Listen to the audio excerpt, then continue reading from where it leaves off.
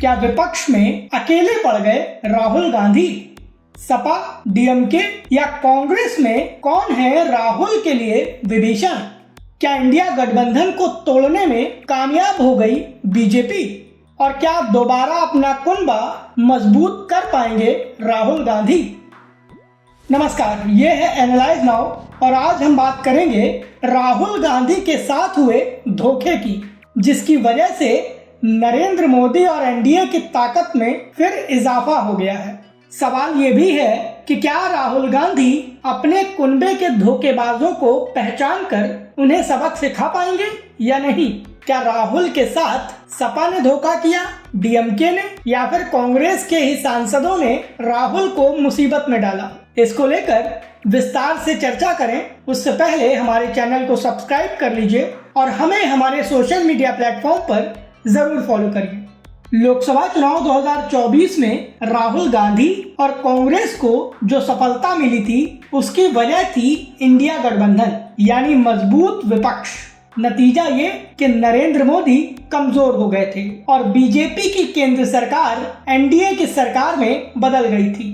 उसके बाद से लगातार राहुल गांधी बीजेपी को कमजोर करने और नरेंद्र मोदी की मुसीबतें बढ़ाने में जुटे हुए थे। लेकिन राहुल गांधी के कुनबे में जयचंदों ने विपक्ष को ही नुकसान पहुंचाया है। राहुल गांधी ने जिन राजनीतिक पार्टियों और नेताओं के दम पर बीजेपी और एनडीए को तोड़ने का प्लान बनाया था, उसी कुनबे ने राहुल गांधी के साथ दगाबाजी कर दी है। और एक बार फिर से ये साबित हो गया है कि राहुल गांधी के खेमे में नरेंद्र मोदी के स्लीपर सेल्स छुपे हुए हैं। अब आप कहेंगे कैसे? तो बता दें कि इसका सबसे बड़ा उदाहरण हाल ही में हुए उपराष्ट्रपति चुनाव है, जिसमें विपक्ष के उम्मीदवार बी सुदर्शन रेड्डी की करारी हार हुई है और एनडीए के प्रत्याशी सीपी राधाकृष्णन को बड़ी जीत मिली है। दरअसल उपराष्ट्रपति चुनाव में विपक्षी एकता का दावा कर रही कांग्रेस की नींद तब उड़ गई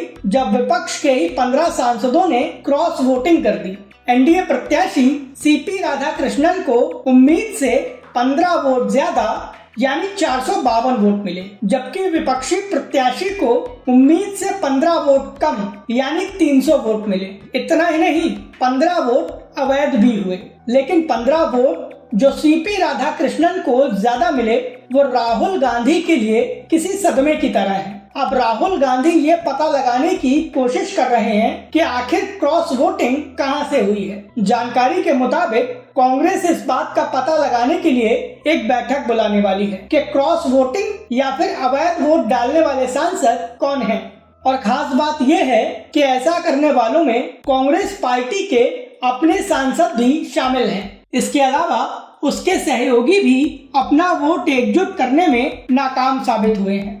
CNN न्यूज 18 ने सूत्रों के हवाले से एक रिपोर्ट दी है कि कांग्रेस इस बात का पता लगाना चाहती है कि विपक्ष के किन सांसदों ने एनडीए उम्मीदवार सीपी राधाकृष्णन को वोट दिया और किन्होंने जानबूझकर अपना वोट खराब कर दिया।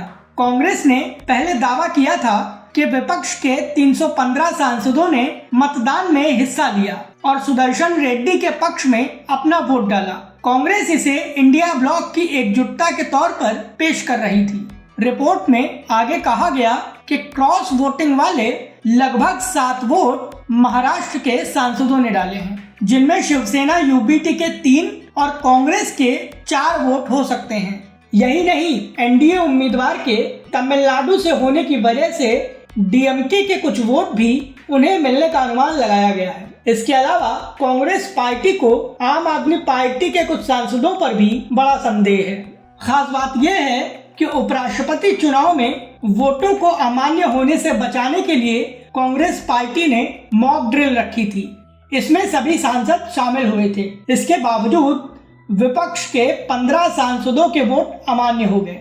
कांग्रेस पार्टी और इंडिया गठबंधन पूरी कोशिश कर रहा है कि विपक्ष के विभीषण सांसदों का पता लगाया जाए। हालांकि गुप्त मतदान होने की वजह से स्पष्ट रूप से यह कह पाना काफी मुश्किल है कि किसने अनजाने में या किसने जानबूझकर अपना वोट खराब किया, जिसकी वजह से एनडीए को बड़ी जीत मिली।